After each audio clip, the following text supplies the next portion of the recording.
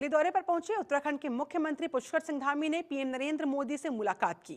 CM Dhami ने Twitter पर post करते हुए लिखा कि राष्ट्र उन्नति के महायज्ञ में याज्ञिक की भूमिका का निर्वहन करने वाले वैश्विक पटल पर मां भारती की कीर्ति पताका लहराकर समस्त देशवासियों को गौरवान्वित करने वाले महान युग दृष्टा, देश के समग्र विकास के लिए समर्पित राष्ट्र ऋषि प्रधानमंत्री जी से नई दिल्ली में मुलाकात हुई। ये भेंट हुई। सीएम धामी ने आगे लिखा, मुलाकात के दौरान विभिन्न विषयों पर चर्चा समेत पीएम का मार्गदर्शन प्राप्त हुआ।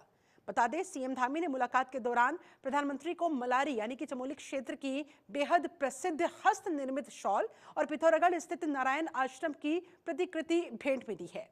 वहीं सीएम धामी ने प्रधानमंत्री को उत्तराखंड में आयोजित होने वाले 38वें राष्ट्रीय खेलों के लिए आमंत्रित भी किया। साथ ही पीएम को राज्य में संचालित विभिन्न विकास कार्यों के बारे में जानकारी देते हुए टनकपुर बागेश्वर रेल परियोजना की स्वीकृति और परियोजना का पूर्ण वित्तीय व्यय भार केंद्र सरकार द्वारा वहन किए जाने का भी अनुरोध किया।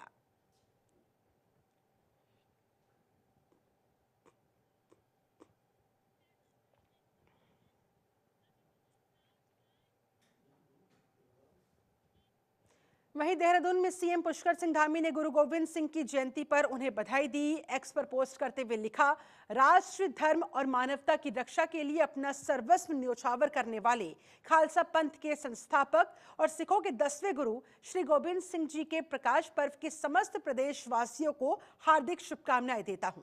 आपकी शौर्यपूर्ण जीवन गाथा और मानववादी विचार चिरकाल तक समाज को नई दिशा प्रदान करते रहेंगे।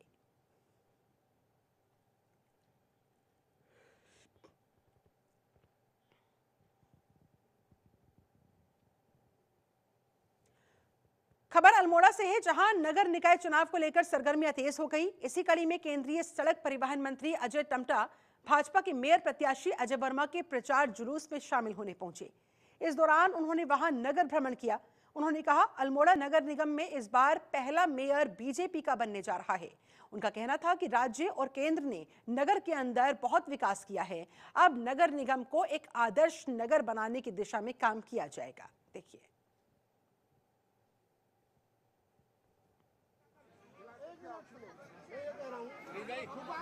तो तस्वीरों में आप देख सकते हैं अजय टम्टा को भाजपा के मेयर प्रत्याशी के लिए प्रचार जुलूस में शामिल होते नजर आए। अजय वर्मा के जुलूस में शामिल होकर जनता से बीजेपी के समर्थन में, बीजेपी के पक्ष में वोट की अपील करते नजर आए, क्योंकि बीजेपी डबल इंजन की सरकार के साथ केंद्र में भी बीजेपी है, राज्य के अंदर भी, और तेजी के साथ विकास कार्यों को ताकि आगे बढ़ाया जा सके। राज्य मंत्री अजय टम्टा कुछ इस तरह से वहां पर लोगों से अपील करते नजर आए, इस प्रचार जुलूस में शामिल होते नजर आए।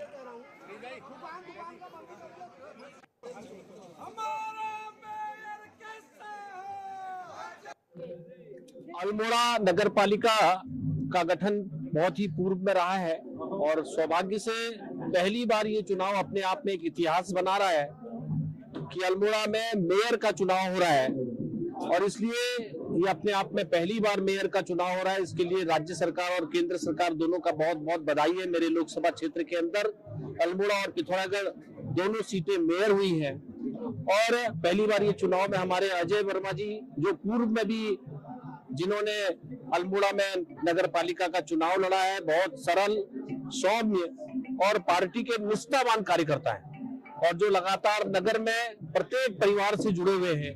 ये अपने आप में हरिद्वार के शिवालिक नगर पालिका क्षेत्र में निकाय चुनाव का माहौल गरमाया हुआ है। भाजपा और कांग्रेस के प्रत्याशी के बीच कांटे की टक्कर देखी जा रही है। कांग्रेस की तरफ से अध्यक्ष पद के प्रत्याशी महेश प्रताप राणा ने अपने चुनावी कार्यालय का उद्घाटन करते हुए जनता के सामने अपनी प्राथमिकताएं रखी। क्या वादे वो जनता से कर रहे हैं वो उनको बताए। वहीं कांग्रेस के प्रदेश अध्यक्ष करण महरा ने फीता काटकर इस ऑफिस का उद्घाटन किया। शिवालिक नगर में चुनावी मुकाबला दिन प्रतिदिन रोचक और ज्यादा दिलचस्प होता जा रहा है। तारीख को हमारा नगर पालिका नगर निगम के जो चुनाव हैं उसको लेके हम लोगों के द्वारा जो ज़रूरी हमारे जो इंतजामात हैं वो पूरे कर लिए गए हैं। इसके लिए जो सर्कल अफसर्स की ड्यूटियां, जोनल, सुपर जोनल की ड्यूटियां हम लोगों के द्वारा ऑलरेडी असाइन कर ली गई हैं। साथ में जो बूथ स्तर तक की जो ड्यूटियां हैं उनकी सेंसिटिविटी को ध्यान में रखते हुए हम लोगों की जो भी ज़रूरी इंतजामात हैं उसकी हम लोगों की तैयारियां पूरी हो चुकी हैं। जल्दी ही ड्यूटियां हमारी बूथ स्तर तक लग जाएंगी और साथ में जो इलेक्शन के से रिलेटेड जो इस समय शराब का और अन्य जो कार्रवाइयाँ होती हैं, जो लोग अवैध रूप से शराब को पिलाने का काम करते हैं, उस पे हम लोगों के द्वारा सख्ती की जा रही है। इसमें हम लोगों के द्वारा कार्रवाइयाँ भी विगत में की गई हैं, आगे भी करी जाएंगी। असलहे को जमा करने की कार्रवाई। उत्तराखंड के 100 नगर निकायों पर चुनाव हो रहा है। कांग्रेस और भाजपा के बीच कांटे की टक्कर है। बता दें आपको, यहां पर 23 जनवरी को मतदान होना है। वहीं शासन से लेकर राजनीतिक दल तक हर कोई नगर निकाय चुनाव की तैयारियों में लगा हुआ है। बीजेपी और कांग्रेस दोनों ही पार्टियों ने प्रचार प्रसार शुरू किया हुआ है। भाजपा प्रत्याशी केंद्र और राज्य सरकार द्वारा किए गए विकास कार्यों को गिनवा रहे हैं, तो वहीं कांग्रेस जनहित के मुद्दों को उठाकर घर घर में जा रही है, प्रचार प्रसार कर रही है। और इनमें सबसे दिलचस्प बात यह है कि दोनों ही पार्टियां अपनी अपनी जीत का दावा ठोक रही हैं, लेकिन आखिरकार जीतेगा कौन, ये आने वाला वक्त बताएगा।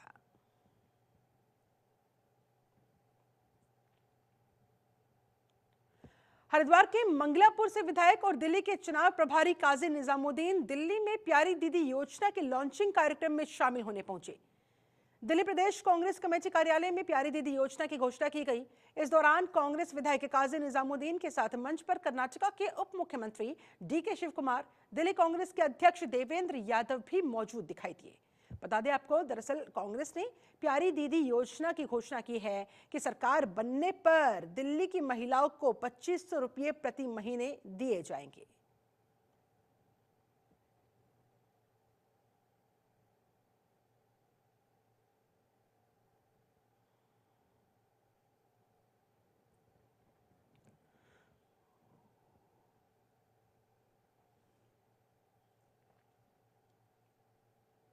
जहां देश भर में आज गुरु गोविंद सिंह का प्रकाश पर्व बड़े हर्षोल्लास के साथ मनाया जा रहा है, तो वहीं राज्यपाल लेफ्टिनेंट जनरल गुरमीत सिंह ने गुरु दरबार में मत्था टेका, प्रदेश और देश की खुशहाली के लिए अरदास की। प्रकाश पर्व सिख धर्म का बहुत महत्वपूर्ण त्योहार है।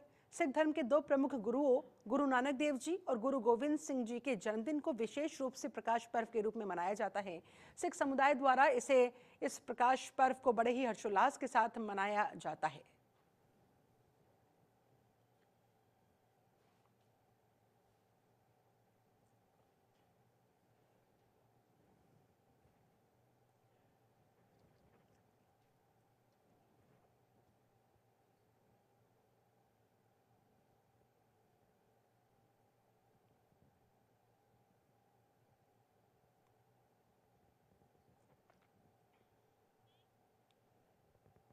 और अब खबर हरिद्वार से, जहां एक चौंकाने वाला मामला सामने आया है, जहां बहादुराबाद ग्राम शांतर शाह में सुबह एक सियार का शव दीवार पर लटका हुआ मिला। साथ ही धमकी भरा बोर्ड देखकर वहां पूरे इलाके में दहशत का माहौल पैदा हो गया। एक बोर्ड लिखा था जिस पर कि अगर कोई गन्ना तोड़ता हुआ पकड़ा गया तो बहुत बुरा होगा। घटना से पूरे इलाके में सनसनी फैल गई। जानकारी मिलने पर पहुंची वहां वन विभाग की टीम, जिसने शव को कब्जे में लेकर पोस्टमार्टम के लिए भिजवा दिया है।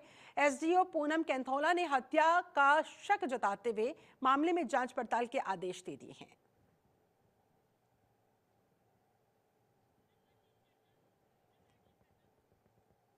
तो अगर गन्ना तोड़ा खेत से तो बहुत बुरा अंजाम होगा, इस तरह का वहां पर ये बोर्ड लगाया गया। ये बोर्ड के जरिए चेतावनी दी गई। एसडीओ पूनम कैंथोला संज्ञान में जैसे ही पूरा मामला आया, मामले की जांच पड़ताल के आदेश दे दिए गए हैं। सियार का शव एक दीवार पर लटका हुआ मिला और उस शव के ठीक बगल में ये बोर्ड लटका हुआ था कि अगर किसी ने यहां से गन्ना तोड़ा तो अंजाम बहुत बुरा होगा। अब फिलहाल किसने इस सियार को मार के यहां लटकाया दीवार पर, किसने ये बोर्ड लगाया, फिलहाल मामले में जांच पड़ताल के आदेश दे दिए गए।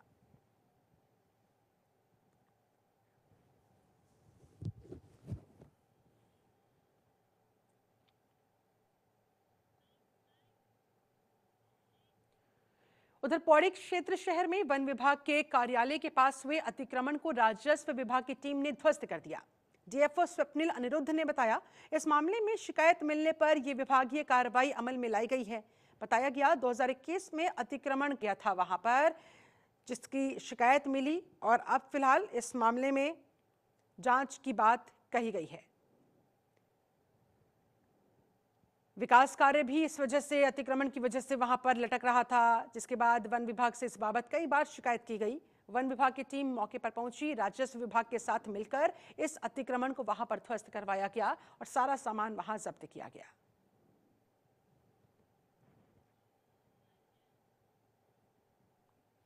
किसी महिला द्वारा जो है वन विभाग के ऑफिस के नज़दीक सरकारी भूमि पर अतिक्रमण का प्रयास किया जा रहा था।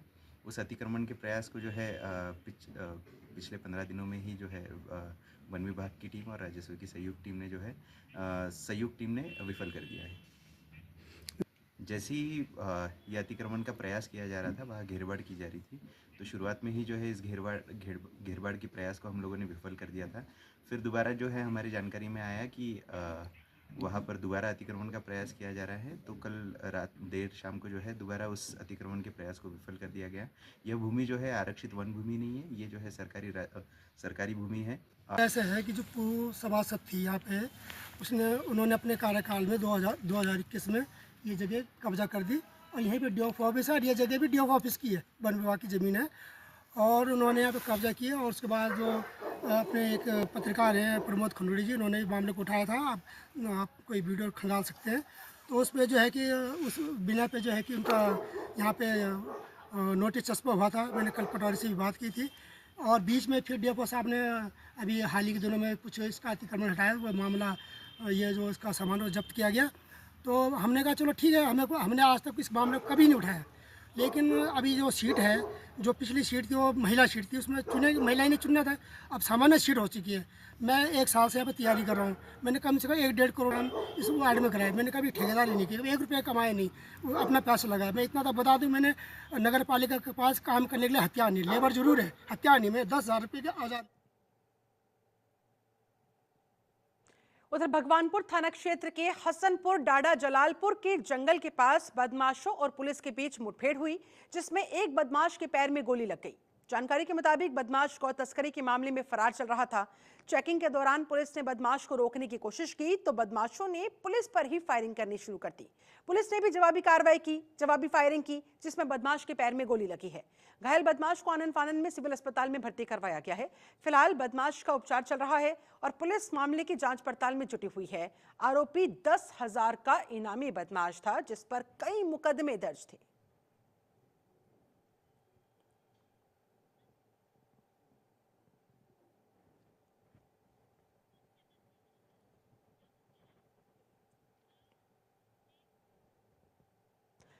और उत्तराखंड के पूर्व मुख्यमंत्री हरीश रावत इस समय क्या कह रहे हैं, सुनते हैं। कि किस विषय में सोच रहे हैं, उसकी कल्पना कर रहे हैं। और मुझे इस बात की उम्मीद है कि कांग्रेस के ने जिस प्रकार से सशक्त उम्मीदवार दिए हैं, तो दिल्ली इस बार कांग्रेस के लिए वोट करेगी और परिवर्तन लाएगी, मगर विकल्प के रूप में कांग्रेस को देख रहे हैं लोग। सर, आम आदमी को भी लगातार पिछले 3 बार से जो है आम आदमी पार्टी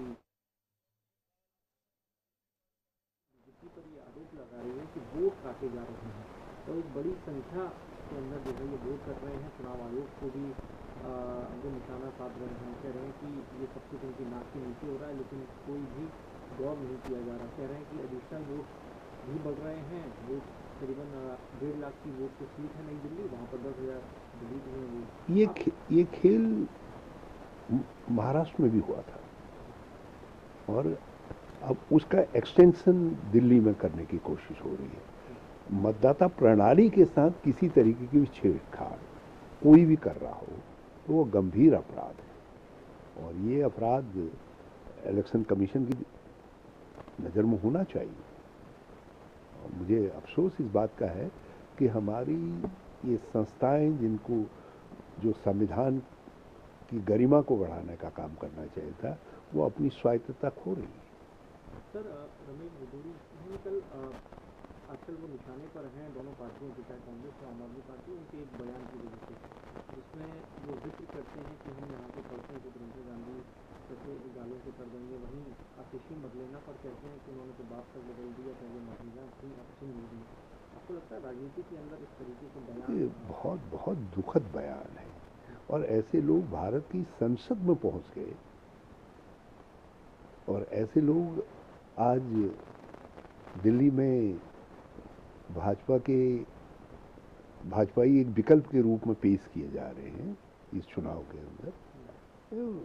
ये दर्शाता है कि किस तरीके की घटिया सोच के लोग ये हैं।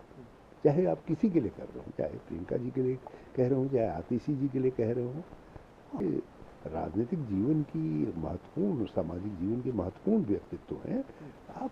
और फिर किसी भी महिला के लिए इस तरीके की बात कहना, ये व्यक्त कहने वाले की घटिया मानसिकता को दर्शाता है। और भाजपा यदि इस व्यक्ति पर कार्रवाई नहीं कर रही है तो मैं कहूँगा कि ये सवाल भाजपा से भी पूछा जाएगा कि आपका महिला सम्मान का मापदंड क्या है। सर कोई इम्प्लीमेंट किया गया है, आप कैसे देखते हैं? क्योंकि मुख्यमंत्री देश का पहला राज्य बने वाले हैं ये नाटक किया जा रहा है। उत्तराखंड को, एक छोटे से राज्य को इस प्रयोग के लिए उपयोग किया गया है।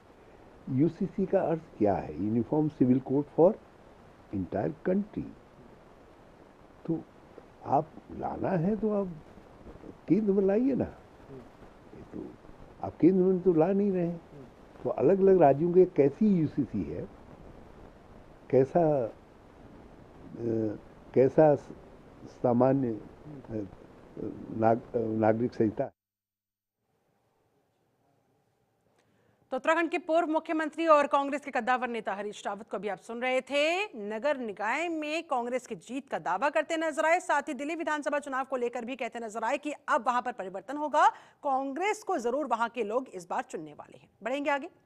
जहां देश भर में आज गुरु गोविंद सिंह का प्रकाश पर्व बड़ी धूमधाम के साथ, हर्षोल्लास के साथ मनाया जा रहा है, तो वहीं राज्यपाल लेफ्टिनेंट जनरल गुरमीत सिंह ने गुरुद्वारे में मत्था टेका, प्रदेश और देश की खुशहाली के लिए अरदास की। प्रकाश पर्व सिख धर्म का एक महत्वपूर्ण त्योहार है। सिख धर्म के दो प्रमुख गुरुओं गुरु नानक देव जी और गुरु गोविंद जी के जन्मदिन को विशेष रूप से प्रकाश पर्व के रूप में मनाया जा रहा है। सिख समुदाय द्वारा इस प्रकाश पर्व को बड़े हर्षोल्लास के साथ हर साल मनाया जाता है, इस बार भी मनाया जा रहा है। आज अत्यंत शुभ दिन है। आज कलगीधर पातशाह 10वें पातशाह का आज प्रकाश पर्व है और मैं पूर्ण मानवता को, हर भारतीय को, हर उत्तराखंडी को आज के दिन की बहुत बहुत शुभकामना देता हूँ। जो उन्होंने हमको मार्ग दिया है, साहस, शौर्य और बलिदान का, वो अपने आप में बिल्कुल अलग ही है। उन्होंने खास तौर पर ये बोला कि शुभ कर्म से कभी हटना नहीं चाहिए और जो भी आपने जीवन में करना है उसके बारे में निश्चय करें और अपनी जीत हासिल करें। मुझे ऐसा लगता है कि गुरु साहब के परिवार ने, उन्होंने जो राष्ट्र के लिए, धर्म के लिए, आस्था के लिए जो कुर्बानी दी, उन्होंने पूर्ण मानवता के लिए एक ऐसा सबक दिया है कि हम किस प्रकार अपने धर्म, आस्था, राष्ट्र, परिवार के लिए। उत्तराखंड की अहम खबरों में फिलहाल बस इतना ही। बने रहे जनतंत्र टीवी के साथ। नमस्कार।